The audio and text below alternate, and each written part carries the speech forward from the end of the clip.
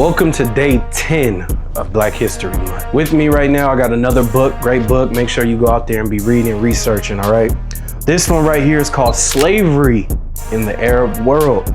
Now, I know a lot of us only know about the transatlantic slave trade, but our ancestors also went through slavery in the eastern part of Africa too.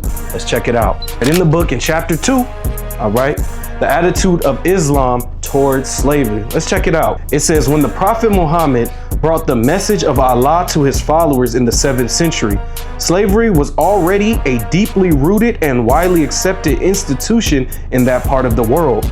Pre-Islamic Arabia and Egypt were terminal points of well-traveled slave trade circuits, some of the most important of which originated in the Sudan and Somalia. I'm gonna jump down. Furthermore, northwest along the Horn of Africa was Ethiopia, another rich catchment for slaves. Check this part out.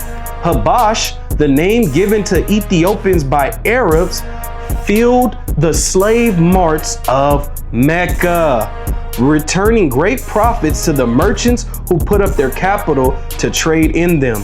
So little known fact is that our people were being traded on slave auction blocks in Mecca. When you look it up, it was actually one of the largest slave trading ports there was in slavery. This is an important fact because our people don't know. They love to say black people were serving black people, but little did you know the Arabs was the ones that was capturing us and selling us out. Now check this map out. Right here you see on this map.